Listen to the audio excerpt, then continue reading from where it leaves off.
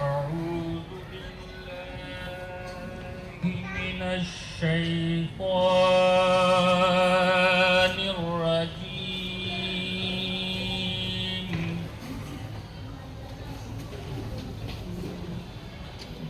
بسم الله الرحمن الرحيم.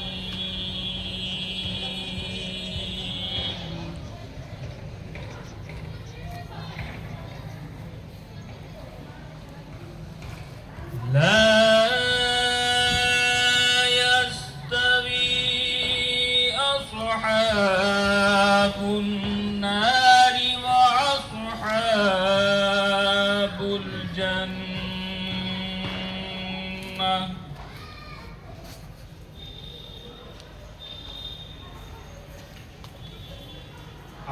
أصحاب الجنة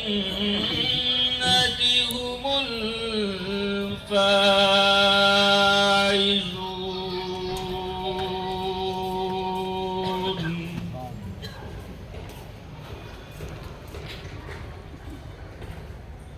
لو أنزلنا هذا القرآن على جبل لرأيته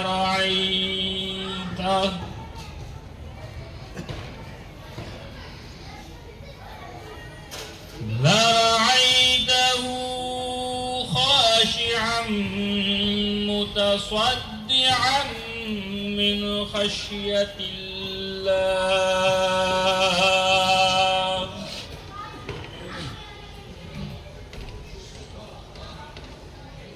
وتلك الأمثال نضربها للناس لعلهم يتفكرون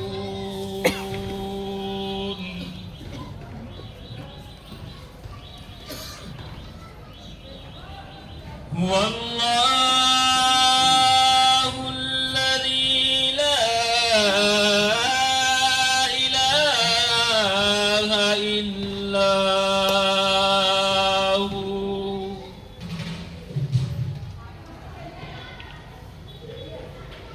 عالم الغيب والشهادة هو الرحمن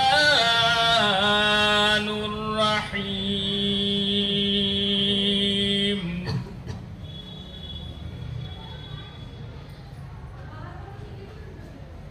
هو الله الذي لا إله إلا هو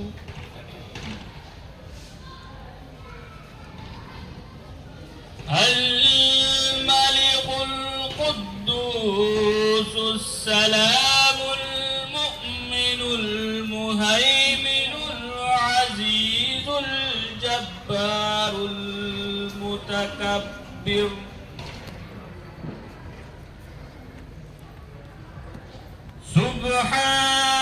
سبحان الله عما يشركون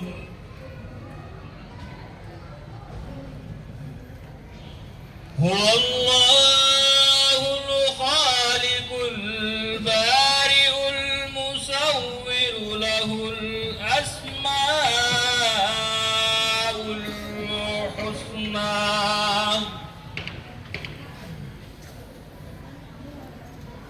يسبح له ما في السماوات والأرض وهو العزيز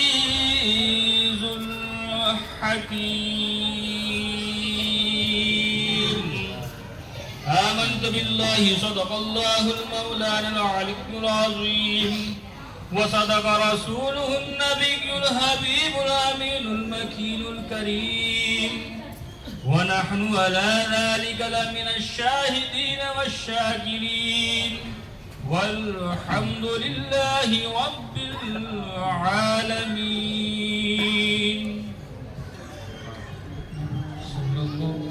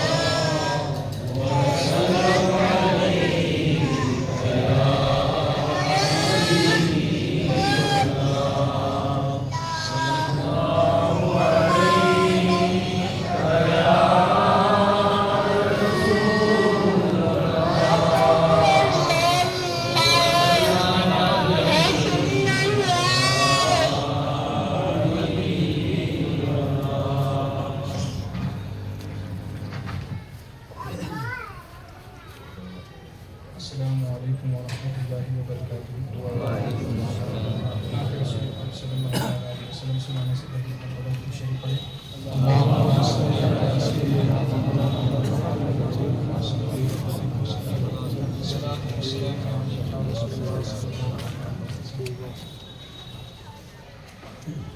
خدا کی عظمت کیا ہے محمد مصطفیٰ جانے. خدا کی عظمت کیا ہے محمد مصطفیٰ جانے. خدا کی عظمت کیا ہے محمد مصطفیٰ جانے. مقام مصطفیٰ کیا ہے مقام مصطفیٰ کیا ہے محمد کا خدا جانے. مقام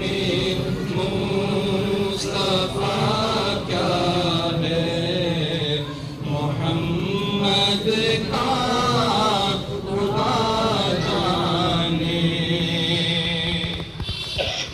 اور صدا کرنا تھی میرے بس میں نے تو صدا کر دی.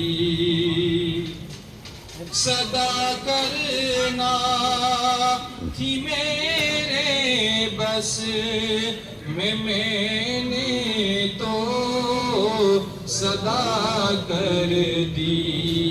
وہ کیا دیں گے میں کیا لوں گا. وہ کیا دیں گے میں کیا لوں گا. سبھی جانے گدا جانے. وہ کیا دیں گے میں کیا لوں گا. سبھی جانے گدا جانے. مقام مصطفیٰ کیا ہے محمد کا خدا جانے. اور کہا جبریل نے سدرا تلک میری رسائی تھی. کہا جبریل نے سدرا تلک میری رسائی تھی. ہے کتنی منزلیں آگے ہے کتنی منزلیں آگے. نبی جانے خدا جانے ہے کتنی منزلیں آگے.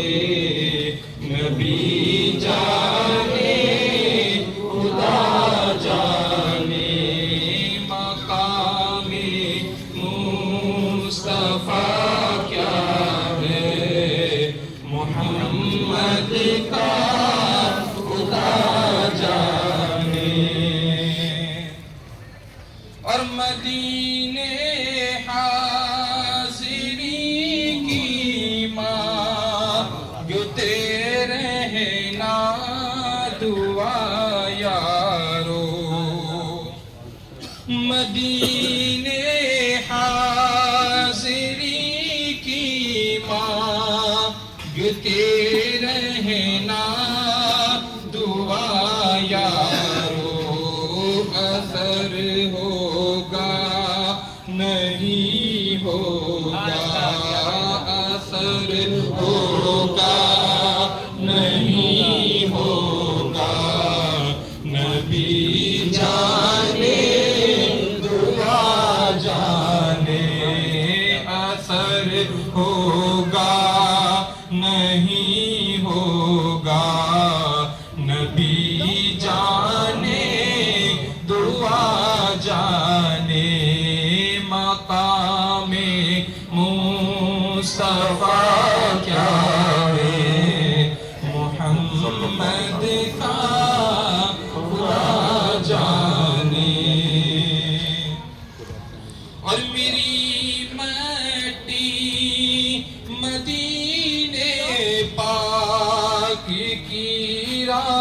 میں بچھا دینا، میری مٹی مدینے پاک کی راہ میں بچھا دینا، کہاں لے جائے گی اس کو، کہاں لے جائے گی اس کو، مدینے کی ہوا جانے کہاں لے جائے گی اس کو، مدینے کی ہوا جانے۔ مجھے تو سرخ رو ہونا ہے آقا کی نگاہوں میں، مجھے تو سرخ رو ہونا ہے آقا کی نگاہوں میں، زمانے کا ہے کیا ناصر، زمانے کا ہے کیا ناصر، برا جانے بھلا جانے، زمانے کیا ہے کیا ناصر، برا جانے بھلا جانے، خدا کی عظمتیں کیا ہے، محمد مصطفیٰ جانے، مقام مصطفیٰ کیا ہے، محمد کا خدا جانے۔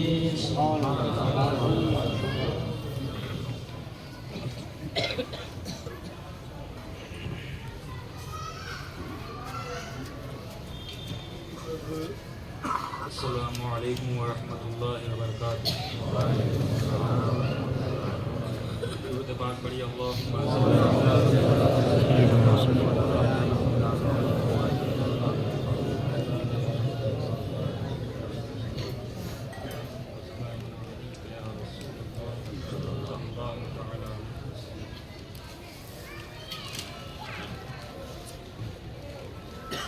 وہ کیسا سما ہوگا،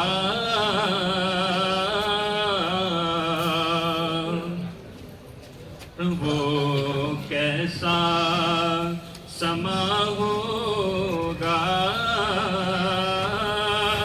وہ کیسی گھڑی ہوگی، وہ کیسا سما ہوگا،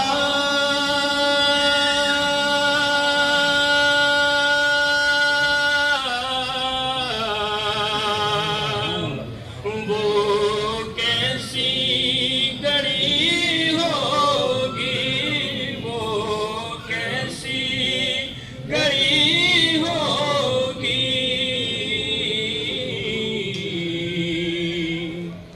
جب پہلی نظر ان کے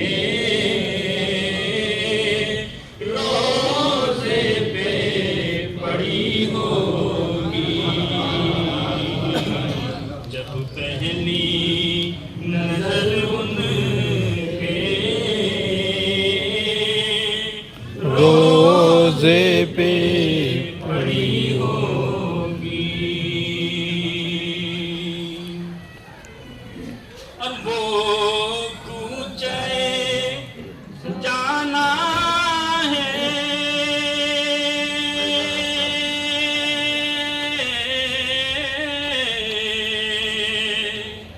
آہستہ قدم رکھنا،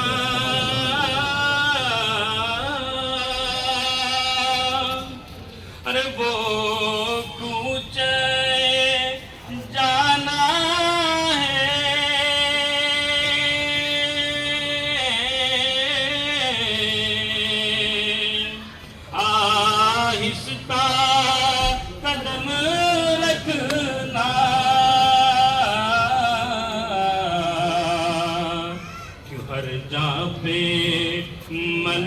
ملائک کی بارات کھڑی ہوگی، ہر جگہ پہ ملائک کی بارات کھڑی ہوگی، اور چارہ نہ کوئی کرنا،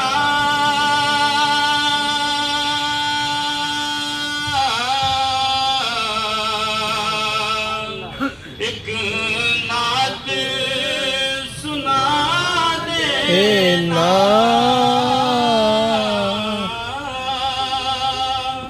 کہ چارہ نہ کوئی کرنا،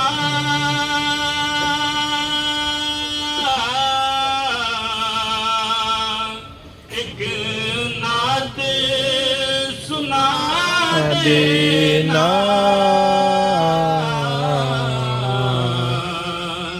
ہر ناچیز ظہوری کی جب سانس اڑی ہوگی، ناچیز ظہوری کی جب سانس اڑی ہوگی، ہو جائے جو وابستہ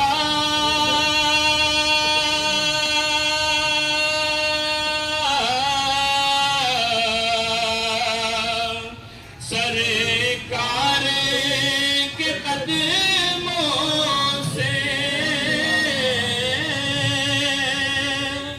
ارے ہو جائے جو وابستہ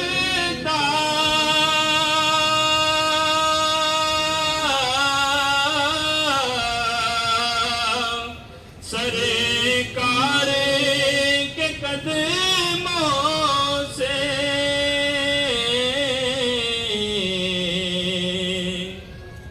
تو ہر چیز زمانے کی قدموں میں پڑی ہوگی، ہر چیز زمانے کی قدموں میں پڑی ہوگی، جب پہلی نظر ان کے روضے پہ پڑی ہوگی،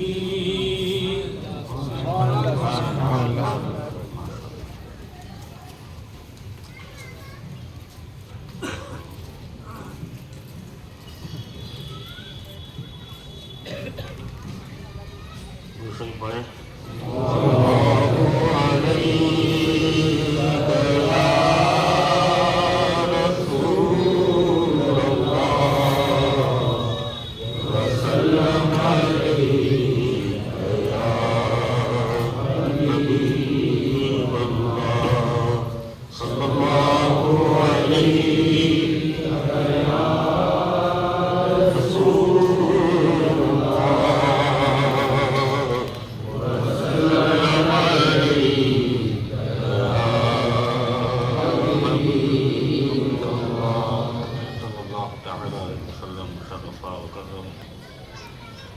حاضرین مجلس، السلام علیکم ورحمۃ اللہ وبرکاتہ۔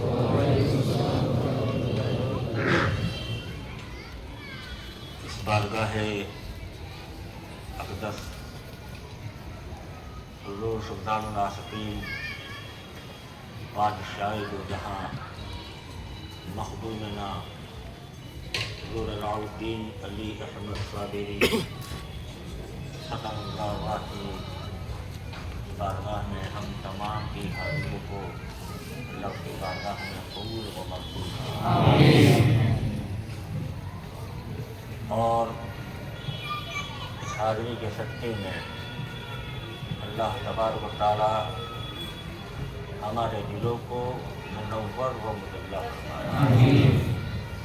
ہم سب کی جو بھی پریشانی ہے اور عالمی دنیا میں بھی پریشانی کا ماحول ہے، اللہ تبارک و تعالیٰ اس مقدس آستانے کی حاضری کے صدقے میں ہر ظلم ستم، ہر آفات اور بلا، ہر بیماری سے اللہ تبارک و تعالیٰ عالم دنیا میں اسلام کو نجات عطا فرمائے اور مجاہدوں کے حوصلوں کو اللہ بلند و بالا فرمائے۔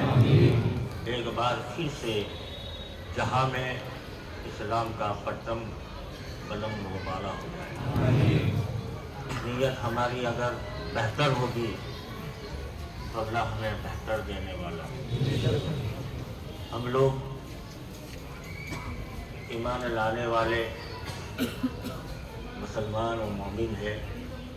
سب سے پہلے تو اللہ تبارک و تعالیٰ کا اتنا بڑا احسان عظیم ہم سب پر ہے کہ اس نے اپنے حبیب ہمارے آقا حضور احمد مجتبی محمد مصطفیٰ صلی اللہ تعالی وسلم کی امت میں ہمیں پیدا فرمایا اور ایمان دیا، اور پھر اچھی نسبت اور ایسے بزرگوں کے آستانوں سے اور ان سے اللہ نے ہمیں محبت عطا فرمائی۔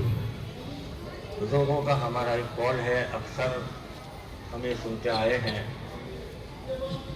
اور سناتے بھی ہے کہ اللہ اگر توفیق نہ دے انسان کے بس کی بات نہیں۔ فیضان محبت عام ہے، عرفان محبت عام ہے۔ یہ مرکز، یہ آستانہ عرفان کی دولت سے بھرپور مالا مال ہے۔ اس گلی کا، اس روح زمیں کا جتنا بھی خطہ ہے وہ تمام منور و مطلع ہے، کیونکہ ہمارے بزرگوں سے ہم نے کلام میں اکثر سنا ہے، ہمارا درد سر جاتا رہے گا ایک ہی لمحے میں، ہمارا درد سر جاتا رہے گا ایک ہی لمحے میں، زمیں ساری کنجر کی صندلی سی معلوم ہوتی ہے۔ اس جگہ پر ہمارا قدم ہمیں پھونک پھونک کر رکھنا چاہیے، کیونکہ اس جگہ پر زمانے کے جتنے بھی اولیاء کرام تھے ان لوگوں کو جب تک اجازت نہیں حضور صابر پاک سے ان کی ملاقات نہیں، اور جن کو اجازت دی وہ چند لمحات آپ سے مصافحہ اور ملاقات کر کے واپس لوٹ گئے۔ اللہ کی تجلیات کا جو نزول ہوا وہ ہندوستان کی سرزمین کنجر پر بے شمار اللہ کی تجلی یہاں نازل ہوئی۔ اگر ہم کچھ فیض پانا چاہتے ہیں تو یہاں کے آستانے کو اور یہاں کی معلومات جب تک ہمیں نہ ہوگی مکمل، وہاں تک ہمارے اندر ادب اور ڈسپلن کا کوئی خیال ہی نہیں آئے، کیونکہ اللہ اگر توفیق نہ دے انسان کے بس کی بات نہیں۔ فیضان محبت عام میں فیضان کی طرح لوگوں کی طرح آنا جانا ہمارا رہے گا، لیکن اگر ہم نسبت والے ہیں تو کچھ عرفانی چھیٹے بھی اللہ ہمیں میسر فرمائے۔ دیکھو، روح اور جسم کا تعلق یکساں ہے لیکن دونوں کے کام الگ الگ۔ اللہ تبارک و تعالیٰ قرآن مجید فرقان حمید میں ارشاد فرماتا ہے، اعوذ باللہ من الشیطان الرجیم، بسم اللہ الرحمن الرحیم،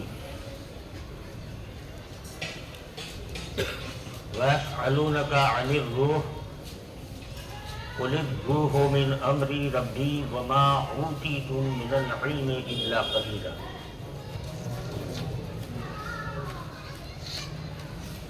یہ ہمارا آقا صلی اللہ علیہ وسلم پر اس کا شان نزول یہ ہے کہ زمانے کے بڑے بڑے علماؤں نے، اس زمانے کے علم والوں نے اللہ کا یہ محبوب نبی ہے یا نہیں اس کی جانکاری کے لیے چند سوالات بارگاہ رسالت میں انہوں نے عرض کیے تھے،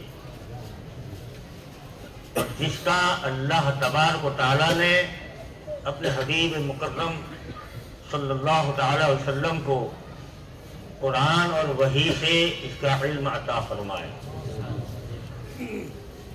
اور دو سوال تھے، ایک تھا اصحاب کہف کے بارے میں اور دوسرا تھا یہ روح کے متعلق۔ القصہ مختصر، ہمیں قرآن ہی کی اس آیت سے ہمارے بزرگوں نے جو ہمیں عرفانی دولت کے کچھ چیزیں میسر دیے، انشاءاللہ عزیز اس کو ہم سمجھے کہ جسم اور روح دونوں کو بنانے والا ہی رب العالمین۔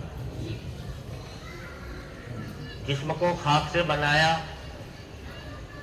روح کو اللہ نے ایک اپنا امر کے صدقے میں اس نے آدم علیہ السلام کے جسم اطہر میں اللہ تبارک و تعالیٰ نے روح کو پھونکا، اور اس روح کو جب پھونکا تو ہم سب جانتے ہیں کہ اللہ تبارک و تعالیٰ نے فرشتوں کو حکم دیا کہ آدم کو سجدہ کرو۔ آئیے جسم کے متعلق ہم دیکھیں تو جو ہمارے اعضاء ہے، اللہ نے جو ہمیں دیا، آنکھ دی، کان دیا، ناک دیا، زبان دی، ہاتھ دیے، پیر دیے، یہ جسم کے اعضاء ہے، اور یہ جسم کے جتنے اعضاء ہیں، جسم میں روح ہے تو وہ زندہ ہے یا نہیں؟ جسم میں روح ہوگی تو آنکھ کا کام ہے دیکھنا، وہ دیکھ سکتی ہے، کان کا کام ہے سننا، کان سنے گا، ناک کا کام ہے سونگنا، وہ سونگنے کی سعادت رکھتی ہے۔ تو یہ اللہ نے جسم اور روح کا تعلق اس طرح سے جوائنٹ کیا، اور روح جیسے ہی جسم سے باہر ہو گئی، نکل گئی، کہ جتنے اعضاء ہیں وہ تمام کام کرنا بند ہو جائے۔ تو پتہ یہ چلا کہ جسم فانی ہے اور روح باقی ہے۔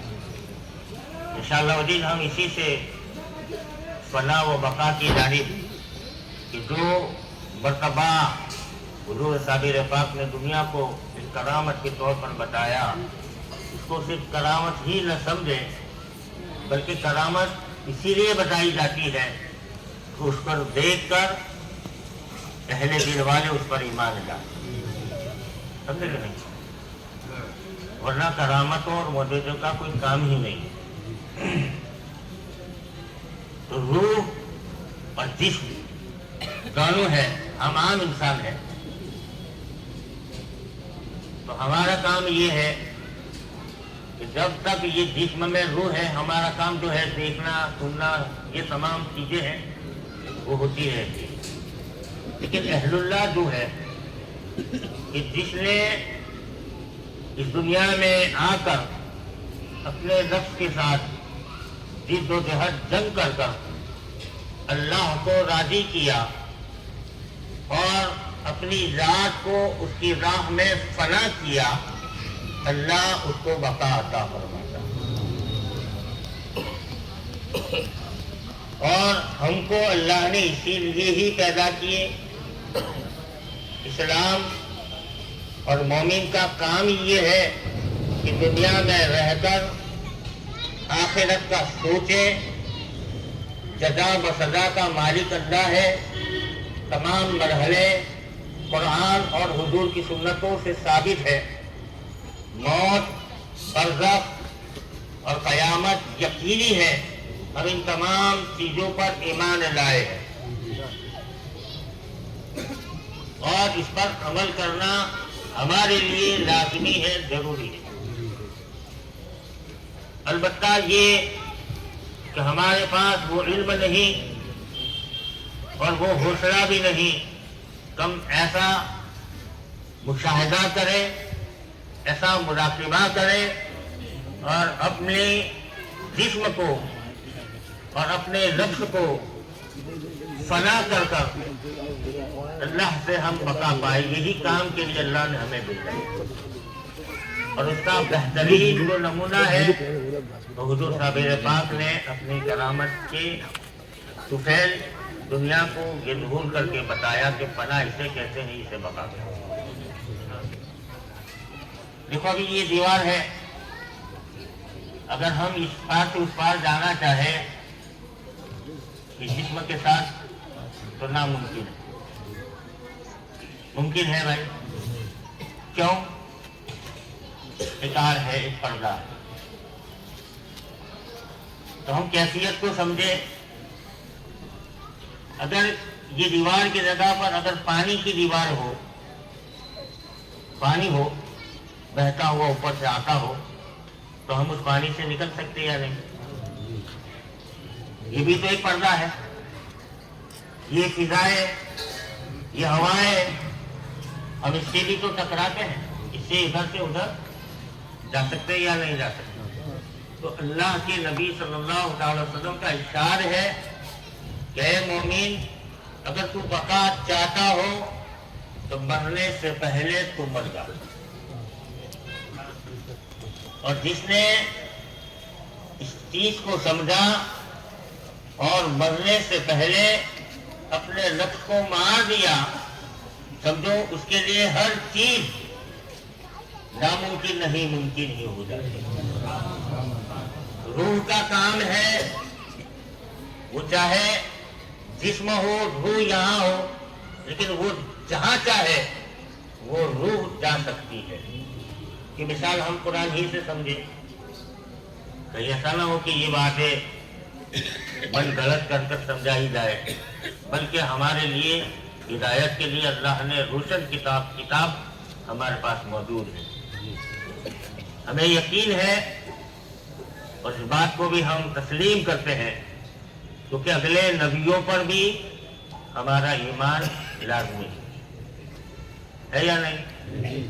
حضرت سلیمان علیہ السلام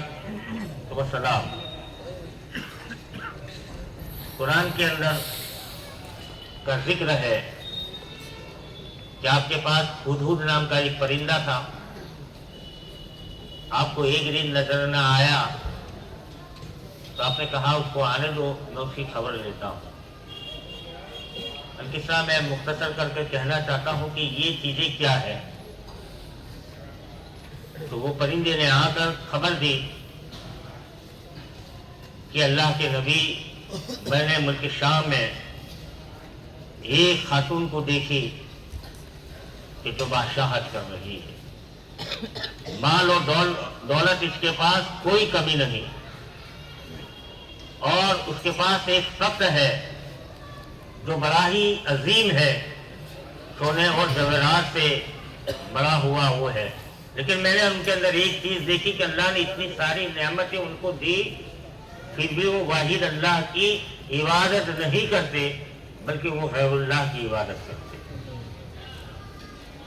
چنانچہ حضرت سلیمان علیہ السلام نے ایک خط لکھا، اور وہ خط کے جواب میں ملکہ بلقیس نے بہت سے قیمتی سونے جواہرات حضرت سلیمان علیہ السلام کے دربار میں پیش کیے، اور وہ بھی دیکھنا چاہتی ہے کہ یہ اللہ کے نبی ہے یا نہیں۔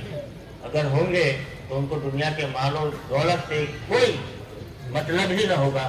چنانچہ حضرت سلیمان علیہ السلام نے وہ مال و در کو لوٹا دیا اور خط لکھا کہ میں آپ کے اوپر لڑائی لشکر لے کر آؤں گا اور تمہیں تہس نہس کروں گا۔ اتنے میں بات ہوئی کہ حضرت سلیمان علیہ السلام اپنے دربار کے اندر اپنے چاہنے والوں کے سامنے یہ بات پیش کرتے ہیں کہ ملکہ بلقیس کا جو تخت ہے وہ میرے پاس کون در سے در لے آتا ہے۔ چنانچہ ایک جن تھا وہ کھڑا ہوا اور حضرت سلیمان علیہ السلام کی بارگاہ میں عرض کرتا ہے کہ اپنی یہ محفل پوری ہونے سے پہلے میں وہ تخت کو آپ کے سامنے پیش کر سکتا ہوں۔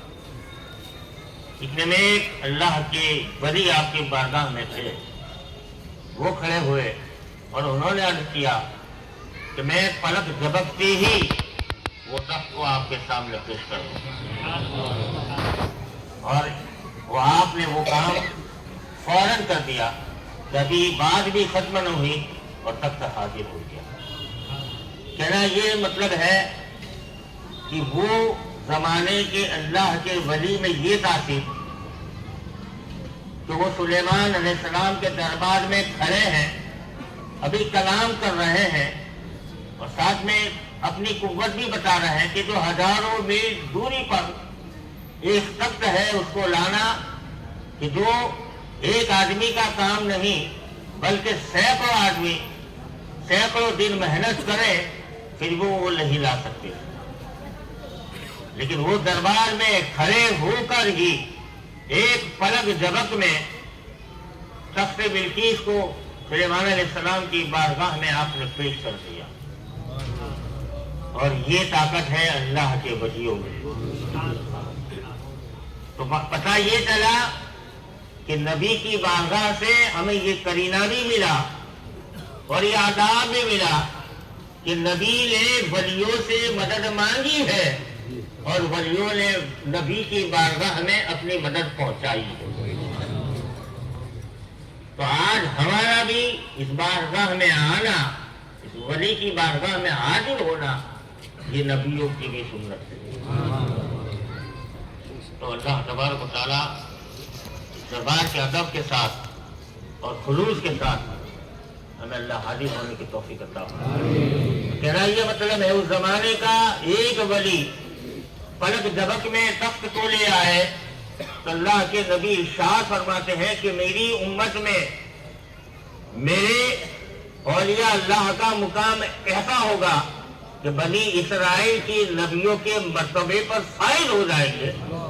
تو حضور صابر پاک کے لیے یہ کوئی بات کم نہ تھی کہ آپ نے آپ کے جنازے کی نماز خود ہی پڑھا لی۔ اس روح کا عالم کیا ہوگا، اس ولی کی بارگاہ کا عالم کیا ہوگا کہ ایک طرف جنازہ کے اندر اپنی میت پڑی ہے اور ایک جسم کے ساتھ آپ آ کر اسی جنازے کی نماز ادا کر رہے ہیں۔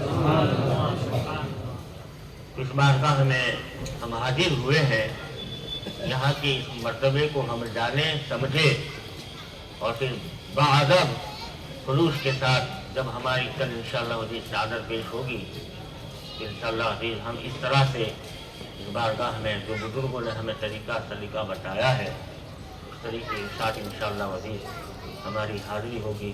اللہ تبارک و تعالیٰ ہمیں بیعدوں سے بچائے، بارگاہ میں ادب و احترام کے ساتھ خلوص و محبت کے ساتھ ہمیں اللہ حاضر ہونے کی توفیق عطا فرمائے۔ انشاءاللہ باتیں تو بہت ہے، جتنی محفل ہوگی انشاءاللہ چند باتیں کر کر ہم اپنے دل کو منور و مجلہ کریں گے۔ اللہ تبارک و تعالیٰ جو میں نے باتیں کی ہے مجھے اور آپ سب کو سمجھ کر اس پر عمل کرنے کی توفیق عطا فرمائے۔ وما علینا الا البلاغ۔ درود شریف پڑھیں۔ اللہم صلی علی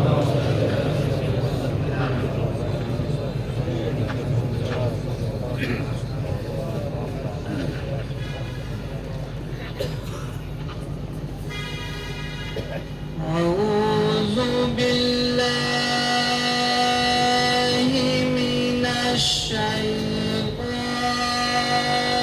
الرجيم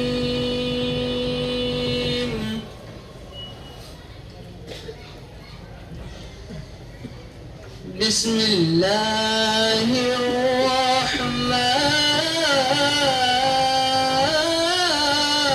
الرحمن الرحيم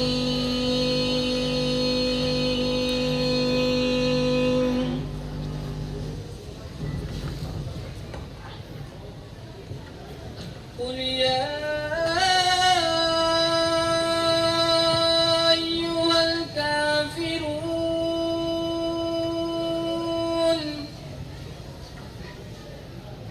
لا أعبد ما تعبدون ولا أنتم عابدون ما أعبد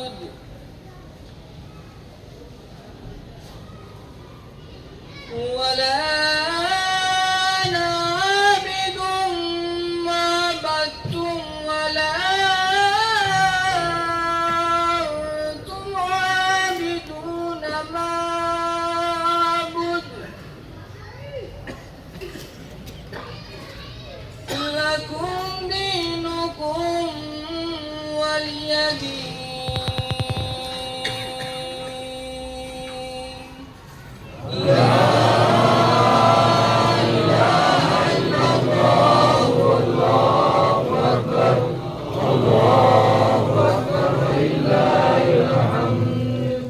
بسم الله الرحمن الرحيم قل هو الله أحد الله الصمد لم يلد ولم يولد ولم يكن له كفوا أحد.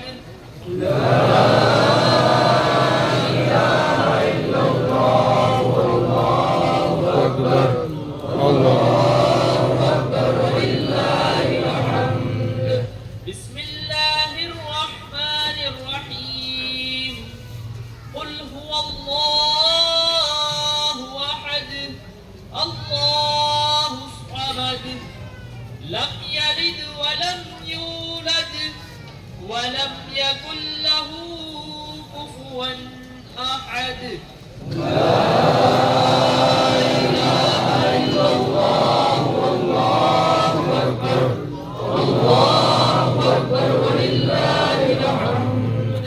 بسم الله الرحمن الرحيم قل هو الله أحد الله الصمد لم يلد ولم يولد ولم يكن له كفوا أحد.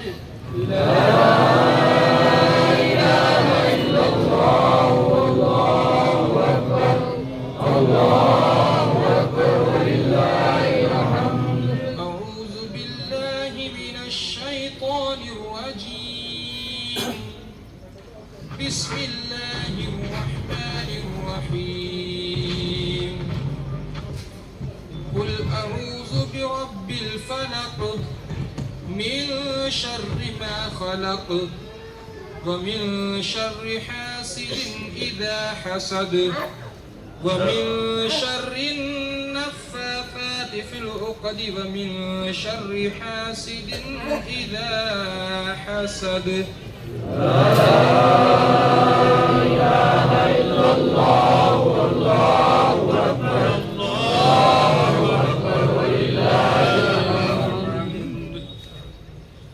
بسم الله الرحمن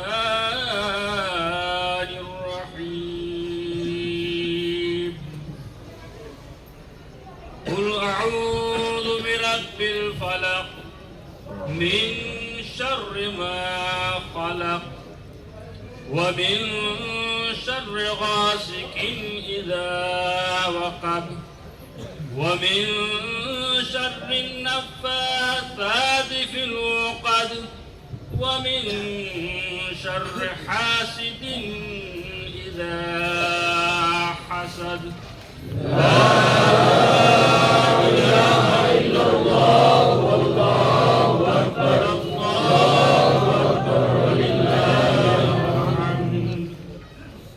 بسم الله الرحمن الرحيم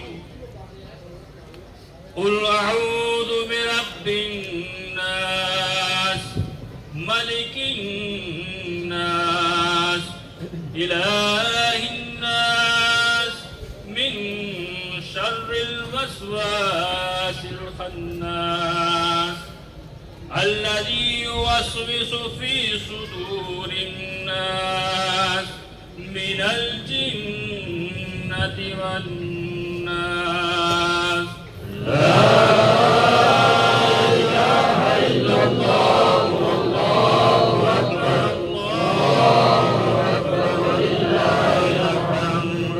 بسم الله الرحمن الرحيم الحمد لله رب العالمين الرحمن الرحيم مالك يوم الدين إياك نعبد وإياك نستعين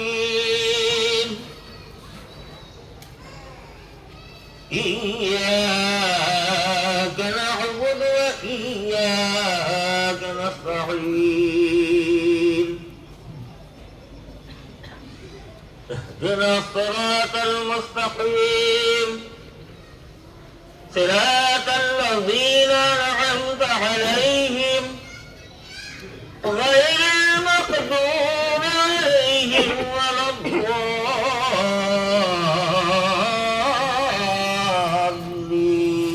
الضالين آمين آمين يا رب العالمين بسم الله الرحمن الرحيم ألف لام ميم ذلك الكتاب لا ريب فيه هدى للمتقين الذين يؤمنون بالغيب ويقيمون الصلاة ومما رزقناهم ينفقون والذين يؤمنون بما أنزل إليك وما أنزل من قبلك وبالآخرة هم يوقنون أولئك على هدى من ربهم